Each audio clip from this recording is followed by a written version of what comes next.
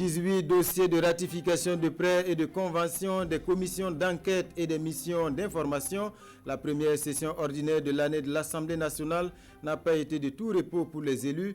Une session dans un contexte de Covid-19 qui s'est achevée cet après-midi. Le film de la cérémonie de clôture dans un instant. Le ministre de l'Éducation nationale qui poursuit les concertations avec les acteurs de l'éducation, le professeur Waro, était face aux syndicats cet après-midi. Objectif, créer les conditions d'une reprise sereine des cours pour les classes d'examen ce lundi. Mais 4 syndicats ont claqué la porte évoquant des préalables ainsi que leur désapprobation des décisions prises pour l'achèvement de l'année scolaire. Explication à suivre. Du nouveau dans l'administration des concours professionnels au Burkina, une plateforme numérique qui permet de composer directement en ligne, de corriger et de livrer les résultats. Le système a été présenté ce matin par le ministère de la fonction publique, une innovation qui s'appliquera dès cette année, mais seulement au concours avec des petits effectifs. Présentation de la plateforme dans ce journal. Des scènes de violence dans plusieurs villes des États-Unis après la mort de George Floyd, ce noir américain de 45 ans victime de violences policières. Un commissariat incendié à Minneapolis. L'état d'urgence décrété, la justice qui promet une enquête, mais les manifestants exigent l'arrestation des 4 policiers impliqués. Voilà pour la une de ce journal. Mesdames et messieurs, bonsoir et bienvenue. Une délégation de la Chambre de commerce et d'industrie à la primature ce matin. Au menu des échanges, le point de la contribution de la structure à la lutte contre le Covid-19, mais aussi et surtout la question de la relance économique. Urbain Benito Sommet et Marguerite Douagneau. La relance de l'économie burkinabé s'affiche désormais comme une priorité absolue pour les acteurs de ce secteur. Ce matin, les premiers responsables de la Chambre de commerce et d'industrie du Burkina Faso sont chez le Premier ministre pour discuter des mesures de soutien et d'accompagnement du gouvernement aux entreprises durement éprouvées par la pandémie du Covid-19. Nous sommes venus entretenir pour voir l'opérationnalisation de ce soutien-là et pour que nous puissions nous accorder de ce qu'il faut comme il faut. C'est vrai que la crise sanitaire a accentué les choses, mais la crise économique vient de loin. Donc nous avons parlé des perspectives, de comment soutenir de manière durable le secteur privé pour une réelle relance économique. La délégation conduite par le président de la CCIBF a aussi fait le point au chef du gouvernement de la contribution de la Chambre de commerce et d'industrie du Burkina Faso à la chaîne de solidarité lancée par le président du Faso pour aider à la lutte contre la propagation de la maladie à coronavirus. Une contribution qui s'élève à plus de 500 millions de francs CFA. Fin de la première session ordinaire de l'année pour les élus de la nation. C'est une session qui s'est tenue dans un contexte particulier, marqué notamment par le Covid-19 et ses conséquences. Mais qu'à cela ne tienne, le bilan affiche 18 dossiers de ratification de prêts et de conventions et plusieurs missions d'enquête et d'information. Compte rendu de la cérémonie de clôture avec Siedi Lareyen et Olo Poda.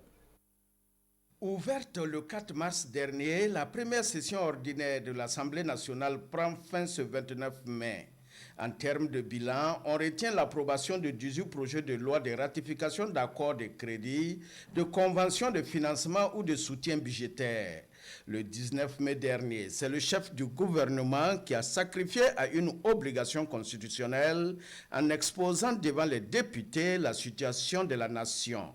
La volonté du Parlement d'assumer sa mission de contrôle de l'action gouvernementale s'est matérialisée au cours de cette session par les travaux des commissions d'enquête sur le système de la téléphonie mobile et sur les pratiques de promotion immobilière, sans oublier la mission d'information sur l'état d'exécution de la loi portant loi de programmation militaire et celle dans le domaine des mines. Ces commissions et missions parlementaires ont, de façon générale, permis, entre autres, la reprise des droits du Burkina Faso sur le gisement de manganèse de Tambao, la reformulation de la loi sur la commercialisation de l'or pour y introduire un guichet public d'achat d'or, l'accélération de la prise de textes réglementaires, le recouvrement de plus de 30 milliards de francs CFA pour la préservation de l'environnement post-minier. Notre dispositif de contrôle de l'action gouvernementale s'est renforcé,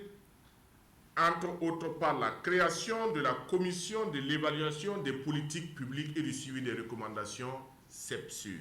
Cette première session ordinaire s'est déroulée dans un contexte sanitaire difficile marqué par la maladie à coronavirus avec des conséquences énormes.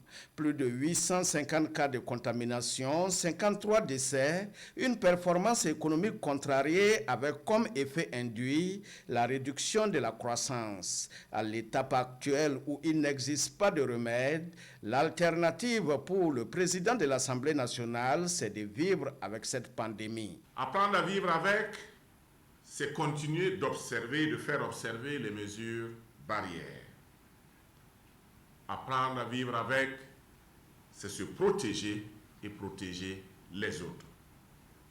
Apprendre à vivre avec, c'est cultiver une discipline collective et une éthique commune fondée sur la responsabilité et la solidarité.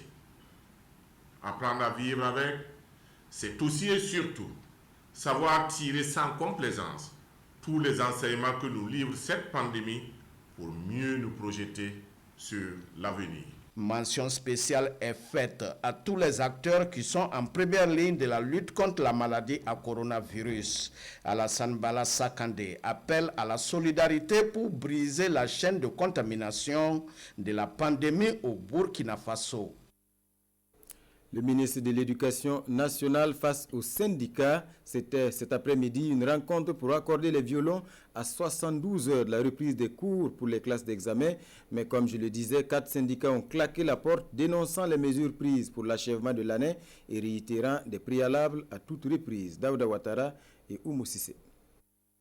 À quelques jours de la reprise des cours pour les élèves des classes d'examen, le ministre en charge de l'éducation et les syndicats sont autour de la même table. Le but, faire le point des décisions prises lors du Conseil des ministres du 27 mai dernier et solliciter l'engagement de tous pour une mise en œuvre réussie. Des discussions qui tournent court pour 4 syndicats qui décident de claquer la porte. Nous faisons le constat que le gouvernement, à travers le ministère de l'Éducation nationale, se refuse de prendre en compte les préalables en lien avec la répression qui s'est abattue sur les travailleurs de l'éducation et de la recherche. Deuxièmement, le gouvernement, à travers le Conseil des ministres du 27 mai, a pris des mesures qui, à leur analyse de notre point de vue, pour les bases des saccages de la qualité du système éducatif et introduit de nombreuses inégalités entre les apprenants. Nous avons dit que les choses telles qu'elles se présentent avec les décisions du Conseil des ministres ne vont pas dans le sens d'un système éducatif de qualité et un système qui met en avant l'équité entre les apprenants. De ce point de vue, nous avons dit que nous ne pouvons pas accéder à la demande du ministre de ce soir d'accompagner ce processus-là. Un départ qui n'a pas empêché la poursuite de la rencontre entre le ministre et les autres partenaires sociaux de l'éducation. Il faut dire que ces 3 syndicats avaient posé un préalable. Puisque je les ai rencontrés au tout début de nos échanges, ils nous ont précisé qu'ils n'étaient pas venus pour négocier, mais que c'était des préalables non négociables. Et donc j'avais donc précisé que je ne les avais pas aussi invités pour négocier, mais c'était pour mieux comprendre donc leurs préalables afin de transmettre cela au gouvernement. Et je leur avais dit aussi que je transmettrais leurs préalables au gouvernement et s'il y a des réponses, donc j'allais le leur transmettre ou peut-être un groupe de ministres leur transmettrait donc cela. Et ce qui n'est pas encore fait, et donc c'est ce que je leur ai dit, ils ont considéré qu'à partir du moment où ils n'ont pas encore de réponse à leurs préalables, ils ne peuvent pas participer donc à la rencontre. Mais cela n'a pas empêché justement que nous puissions tenir la rencontre avec les autres structures, donc autour d'une vingtaine, donc nous avons échangé et pour mieux expliquer donc un certain nombre d'éléments et rassurer que tous les textes en lien avec les décisions prises qui sont en cours de signature, d'autres sont déjà prêts, donc leur seront transmis et nous préparons une directive pour que à tous les niveaux les différentes applications de ces mesures se fassent dans l'équité et dans la transparence. Et c'est le groupe des 16 restés qui promet accompagner le ministère dans la mise en œuvre de ces décisions. Nous disons que nos querelles avec le gouvernement ne doivent pas se déteindre négativement sur les enfants. Il ne faut pas que les enfants payent les pots cassés donc, de nos querelles. Donc nous continuerons à travailler tout en revendiquant, tout en négociant, tout en dénonçant. Nous sommes dans cette logique. Donc de ce fait, nous appelons en tout cas nos camarades sur le terrain à reprendre le travail le 1er juin avec les classes d'examen, afin que nous puissions conduire ces élèves qui sont en classe d'examen et qu'ils puissent se présenter convenablement pour que nous ayons un taux d'admission acceptable. Et pour cela, le groupe des 16 sera très regardant sur le choix des sujets des différents examens pour s'assurer qu'ils sont en phase avec le niveau d'exécution des programmes. Et à quelques jours de la reprise des cours pour les élèves en classe d'examen, le ministère de la Santé apporte son soutien pour le respect des mesures barrières. 80 dispositifs de lavage de mains remis ce matin au département de l'éducation, du matériel destiné aux écoles. Kwale Nebié et Draman Dadian. Remise symbolique de 80 kits de lavage des mains avant leur déploiement dans les écoles. Le geste est du ministère de la Santé au profit du ministère en charge de l'Éducation nationale, en guise de solidarité pour faire face à la maladie à coronavirus. Et les lave-mains que nous avons choisi de donner, ce n'est pas que nous en avons assez. C'est un accompagnement symbolique de ce ministère-là pour dire que nous devons œuvrer ensemble pour lutter contre les maladies transmissibles par la main. Au-delà de la COVID-19, il y a des maladies dites à transmission par les mains sales, telles que les maladies diarrhéiques. Et nous avons toujours œuvré de concert avec ce ministère pour l'apprentissage du lavage des mains en milieu scolaire.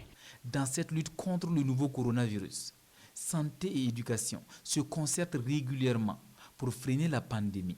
Tout ce qui est initiative affiche, cours sur la COVID-19 et formation et tout, et même les questions de désinfection qui pourront arriver, tout cela se fait de concert avec le ministère de la Santé. Nous ne le faisons pas seuls. Donc nous prenons donc les conseils du ministère de la Santé, il valide, il nous oriente vers un certain nombre de choses. Et même sur les dates de reprise, le ministère de la Santé nous a beaucoup orienté à travers donc sa cellule donc, de modélisation et d'observation donc, de la courbe de l'épidémie. Du matériel de protection contre la maladie à coronavirus. Le département de l'éducation en a toujours besoin au moment où des élèves s'apprêtent à reprendre le chemin de l'école dès lundi prochain. Évolution du Covid-19 au Burkina Faso, le comité de riposte et la ministre de la Santé étaient face à la presse cet après-midi pour faire le point. Et la bonne nouvelle, c'est que le recul de la maladie se confirme. Mais attention, insiste-t-il, il faut rester vigilant et respecter les mesures car le risque de rebond demeure. Salifou Belem, Sébastien Zongo. Sur la base d'analyse de données, le coordonnateur du comité sectoriel du ministère de la Santé présente une évolution des tendances à la baisse. À la date du 27 mai, on note 0 nouveaux cas, 1 guéri portant à 720 au total, 0 décès, maintenant à 53 décès au total, pour 74 cas actifs dans le pays. Concernant la situation par région, 3 sont actifs contre 5 la semaine dernière. Le centre vient en tête avec 64 cas actifs, les hauts-bassins suivent avec 8 cas actifs et la boucle du Mouhoun avec 2 cas actifs. Et il faut poursuivre les efforts, notamment de sensibilisation, pour arriver à contrôler la pandémie. Le port des masques, c'est une mesure qui, si elle est respectée, pourra donc nous permettre de contrôler les cas que nous avons. Donc ce sont des points sur lesquels nous insistons et nous espérons qu'avec ces différentes mesures que nous prenons, cela permettra de contrôler de manière globale donc, la maladie. Répondant aux questions des journalistes, la ministre de la Santé assure que son département est impliqué pour que la reprise des activités scolaires annoncée pour le 1er juin ne soit pas facteur de propagation du coronavirus. C'est le MENA qui est le leader dans ça, mais nous accompagnons effectivement le MENA pour la reprise de ces cours pour les classes d'examen et pour la reprise des cours en général. Nous avons contribué à la validation des documents pédagogiques et au niveau déconcentré, le personnel de santé est présent pour accompagner le personnel du MENA. Le but, c'est de rompre la chaîne de transmission communautaire. Et quelle nécessité y a-t-il à maintenir le couvre-feu pendant que les autres mesures restrictives de liberté sont levées? Au stade où nous en sommes, nous ne maîtrisons pas totalement la fin de la transmission communautaire. Et cette mesure pourra être levée lorsque nous aurons la sécurité de la transmission, la sécurité du contrôle de la transmission intercommunautaire. À propos de la grogne d'agents du ministère de la Santé impliqués dans la gestion de la pandémie qui n'auraient pas été payés, la ministre indexe un retard de paiement qui sera réglé la semaine prochaine. 10 000 tonnes de céréales remises au gouvernement pour la gestion des situations de crise humanitaire. C'est un geste du comité technique de la sécurité alimentaire, des vivres destinés aux personnes vulnérables sur toute l'étendue du territoire et dont la valeur est évaluée à près de 2,5 milliards de francs CFA. Césaire Carrefour et Maxime Zongo. Selon les statistiques, ce sont 2 151 970 personnes qui ont besoin d'assistance alimentaire au Burkina. La cause, la situation sécuritaire et sanitaire qui a aggravé la vulnérabilité de bien de personnes. Face donc à ce besoin pressant, le comité technique de la sécurité alimentaire, composé d'acteurs étatiques et de partenaires au développement, a décidé d'agir rapidement.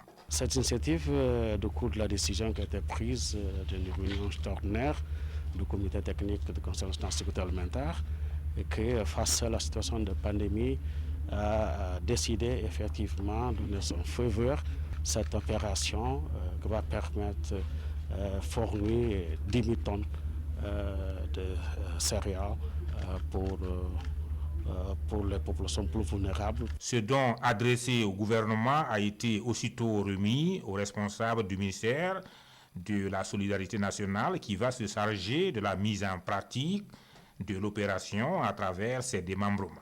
Qui vient soulager la situation à laquelle nous faisons face, situation de personnes déplacées doublée avec bien sûr la pandémie du Covid. Et ce don est d'autant plus important pour nous en ces temps de soudure parce que permettra un peu de relâcher un peu les taux que nous rencontrons un peu dans la gestion des personnes déplacées au Burkina Faso. 10 000 tonnes de céréales composées de maïs, de sorgho et de mil, voilà le contenu du don. La valeur est estimée à 2,5 milliards de francs CFA. En outre, 300 millions de francs CFA ont été débloqués pour permettre la mise en œuvre pratique de l'opération. Pause évaluation. Après 3 années de mise en œuvre du plan national de développement économique et social, un groupe de consultants a été commis à la tâche et si son rapport dégage des motifs de satisfaction, il souligne également de nombreux points où les résultats sont en deçà des attentes. Daouda Ouattara, Caroline Ouari. C'est la fin d'un long processus pour l'évaluation à mi-parcours de la mise en œuvre du PNDS. Suivant la démarche participative, État, collectivités territoriales, société civile, partenaires techniques et financiers, diaspora, secteur privé sont parties prenantes de l'évaluation à mi-parcours. En 3 années de mise en œuvre, les résultats de l'étude font état de motifs de satisfaction suivant les domaines d'intervention. On voit que dans l'AS 1, il y a quand même pas mal d'effets pour lesquels les réalisations dépassent les 100%. Mais il y a d'autres aussi pour lesquels les taux sont en train de reculer. Dans l'axe 2, c'est pareil. Dans l'axe 3, c'est pareil. Donc il y a pas mal d'avancées. Mais aussi, comme j'ai dit, il y a des insuffisances qu'il faut corriger, quoi. Le comité technique de mise en œuvre du PNDS qualifie cette rencontre de déterminante. À partir de cet atelier dit de validation du rapport d'évaluation, la mise en œuvre du PNDS pourrait connaître des réajustements pour atteindre les buts fixés. En attendant, il s'agit de consacrer du temps à l'étape finale de validation du rapport soumis par l'équipe de consultants. L'heure du bilan également pour le réseau national de lutte anticorruption, un bilan 2019 qui coïncide avec les 20 ans du réseau et si le RENLAC reconnaît quelques efforts dans la gouvernance, il appelle les dirigeants à faire beaucoup plus. Cette assemblée générale a été l'occasion également de décerner des prix de lutte anticorruption à des journalistes, Nongba Kouda et Sekou Zongo. Exercice de redevabilité du réseau national de lutte anticorruption RENLAC à ses membres et partenaires, à la presse nationale et à l'opinion publique de ses activités pour le compte de l'année 2019. Une assemblée générale qui se tient à l'an 20 de ce réseau de lutte anticorruption. Et selon son secrétaire exécutif, malgré les difficultés diverses, le RENLAC a tenu la dragée haute en 2019. Nous avons fait un taux de réalisation de l'ensemble de nos activités de 71 et quelques %. Nous avons donc pu réaliser l'Assemblée générale ordinaire, nous avons pu faire le jeu concours KUKA, nous avons publié le rapport annuel, nous avons pu faire nos rencontres de comité de pilotage et nous avons même réalisé nos journées nationales de refus de la corruption. Sur la question de la lutte contre la corruption, les indicateurs sont en deçà des objectifs fixés par le pouvoir en place, selon Sagado Nakanabo. Il se félicite toutefois de l'avancée du dossier sur le délit d'apparence impliquant l'ex-ministre de la Défense Jean-Claude Bouda. En 2020, cela sera en leur honneur et ce serait souhaitable qu'ils poursuivent. Parce que déposer quelqu'un à la MACO, ça a un grand effet d'annonce. Nous supposons que vraiment ils vont aller dans le bon sens. Et on appelle les populations à veiller pour que ce dossier-là ne connaisse pas le sort des autres. Et on demande aux autorités à faire un effort pour au moins que ça soit inscrit comme un point de lumière. À cette 20e Assemblée générale du RENLAC, un livre sur les 20 ans du réseau a été présenté et remis aux structures partenaires. 4 prix ont aussi été décernés aux meilleures productions journalistiques d'enquête, en presse écrite et en radiodiffusion.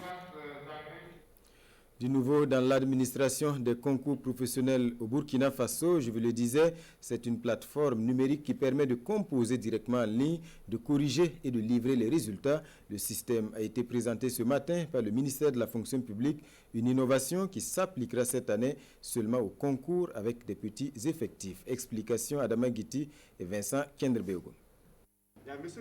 Le ministère de la fonction publique se prépare à administrer cette année certains concours professionnels en tout numérique. Mais comment cela va-t-il se passer?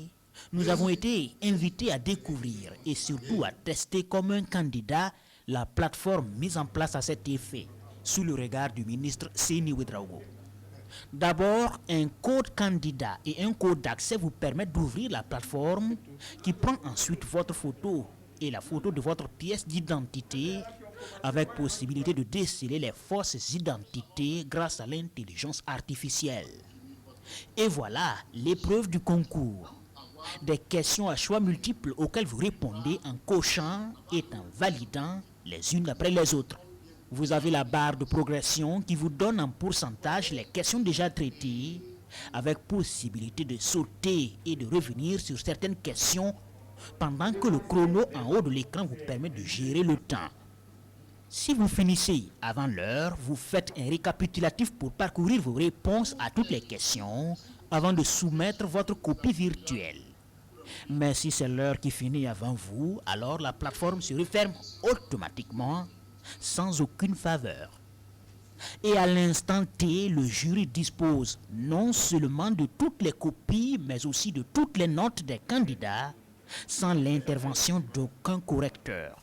Le gouvernement a autorisé la composition en ligne de certains concours professionnels. C'est vrai, pour la première année, nous allons mettre un dispositif qui va nous amener à mobiliser une petite ressource financière, mais ce dispositif-là va être permanent.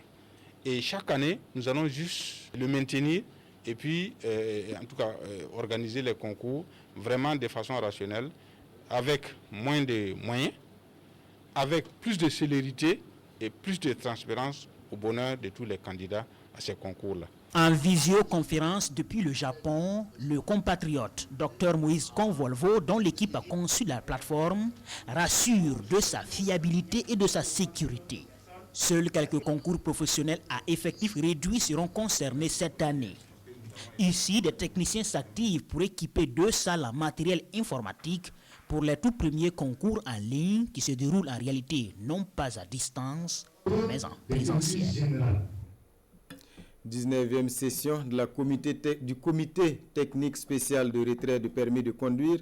C'est une audience pour l'exemple. 8 conducteurs impliqués dans des accidents étaient attendus à la barre. 5 ont effectivement comparu. Verdict, 5 suspensions et un appel à tous au respect du code de la route. Suleiman Sanou, Sébastien Zongo. À cette 19e session, 8 conducteurs doivent comparaître devant la commission technique spéciale de retrait du permis de conduire. Ils sont impliqués dans des accidents graves, voire mortels, ou auteurs d'infractions graves aux règles de la circulation routière. Et les sanctions peuvent aller jusqu'à la suspension du permis de conduire. La suspension peut évoluer allant d'une année et jusqu'à 24 années. Et même, il peut y avoir une suspension définitive du permis de conduire. La commission tient ses sessions après le recours pénal en fonction des procès-verbaux qu'elle reçoit de la police et de la gendarmerie nationale. Ces dernières sont incluses dans cette commission avec d'autres acteurs majeurs comme la justice et un représentant des transporteurs. Et quand vous regardez un peu la composition de cette commission, vous comprendrez bien que c'est une commission qui a vocation d'étudier un peu le phénomène, comment est-ce que l'accident a eu lieu, quels sont les enseignements qu'on peut en tirer pour l'administration, pour les usagers de la route et également pour toute la nation entière. En 2019, près de 20 500 cas d'accidents ont été enregistrés avec près d'1 millier de décès au niveau national. Il y a sécurité routière dans notre sigle. Ça veut dire que nous devons mettre un point d'honneur pour faire en sorte que cette préoccupation des plus hautes autorités soit prise en charge afin de travailler à rassurer les usagers de nos routes. Sur les 5 conducteurs qui ont effectivement comparu, 4 ont vu leur permis retiré avec injonction de recyclage de 7 à 10 mois.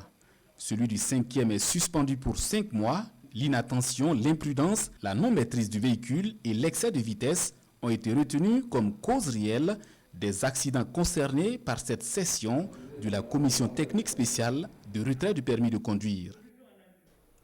Le Lalena Batigré partage son expérience avec les éleveurs du Naouri. C'était à l'occasion de la journée de l'éleveur de la province. L'enjeu, c'est le passage progressif d'un élevage de type traditionnel et extensif à un élevage plus moderne et en phase avec les réalités du moment. Paul David Bambara, Christine Koulibaly. L'élevage en stabulation est plus rentable à tout point de vue. Non seulement on a les déchets pour en faire du fumier, et encore, quand c'est intensif, on a une chair encore plus importante. Et il y a aussi le lait. Pour ces raisons et bien d'autres, il est plus que temps de changer le mode et les techniques d'élevage au Burkina Faso. Passionné d'agriculture et d'élevage, le Larlé Naba Tigré partage ici son expérience avec ses éleveurs de la province du Naouri. Les vaches qui marchent beaucoup ne peuvent pas donner plus d'1 litre par jour. Alors que les mêmes vaches, chez moi, peuvent donner 5 litres à 6 litres rien que le matin et 2 litres le soir. Alors, et c'est des vaches burkinabés. En dehors de cela, il y a qu'il faut planter des arbres fourragers, il faut aussi cultiver le fourrage. Du côté de ces éleveurs, l'on se dit conscient et même que l'on s'inscrit de plus en plus dans cette dynamique.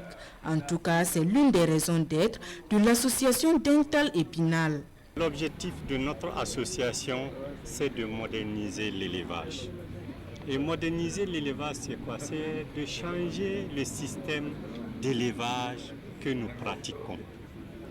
Aujourd'hui, on ne peut pas conduire sans tête de bétail, en tout cas pour s'en sortir, parce qu'on n'a même pas assez d'espace pour ça. Donc il faut obligatoirement aller à l'intensification, qui est plus productive et qui permet même à éduquer nos enfants. L'hôte du jour n'est pas venu les mains vides. Quelques sacs d'aliments pour bétail et du savon ont été remis à ces éleveurs. Actualité hors de chez nous avec d'abord cette information en bref. La rupture est consommée. L'Organisation mondiale de la santé doit dorénavant composer sans les États-Unis de Donald Trump. Le président américain a annoncé ce vendredi mettre fin à la relation entre son pays et l'organisation qu'il accuse d'avoir depuis le début de la pandémie de s'être montrée donc depuis le début trop indulgente avec Pékin. Donald Trump s'est exprimé depuis la Maison-Blanche lors d'une allocution dédiée à la situation à Hong Kong. Il déclare ceci devant la presse parce qu'ils ont échoué à faire des réformes nécessaires et requises. Nous allons mettre fin aujourd'hui à notre relation avec l'Organisation mondiale de la santé et rediriger ces fonds vers d'autres besoins de santé publique urgents et mondiaux qui le méritent. On reste aux États-Unis avec des scènes de violence dans plusieurs villes après la mort de George Floyd, ce noir américain de 45 ans victime de violences policières. À Minneapolis, les manifestants ont incendié un commissariat. L'état d'urgence a été décrété et la justice promet une enquête, mais les manifestants exigent l'arrestation des 4 policiers impliqués. Un commissariat de police ravagé par les flammes. Un incendie célébré par une foule compacte massée devant le bâtiment. Certains immortalisent le moment à l'aide de leur portable. Le poste de police a été évacué à temps et des manifestants en ont profité pour y pénétrer. Depuis la mort de George Floyd, un Afro-Américain de 46 ans, la colère n'est toujours pas retombée à Minneapolis et sa ville jumelle Saint-Paul. La garde nationale a été déployée et l'état d'urgence a été déclaré dans les 2 villes. Des scènes de violence, mais aussi des rassemblements qui se sont déroulés dans le calme. Tous réclament l'arrestation des 4 policiers impliqués dans l'interpellation brutale qui a mené à la mort de George Floyd. L'arrestation de George Floyd a été filmée par des passants. On y aperçoit l'homme plaqué au sol sur le ventre, se plaignant pendant de longues minutes de ne plus pouvoir respirer. Il repartira inanimé sur un brancard. Une mort qui a choqué y compris à la Maison-Blanche. Plusieurs enquêtes ont été ouvertes, dont une par le FBI. Le département de la justice promet de faire toute la lumière sur l'affaire. Des enquêtes qui ne semblent pas apaiser la situation pour le moment. Des manifestations sans violence se sont également déroulées à travers tout le pays, comme ici sur la côte est à New York ou à Denver dans le Colorado. Voilà, mesdames et messieurs, c'est la fin de ce journal. Merci pour votre attention. Prochain rendez-vous de l'actualité, 23h avec Mounira Kéré.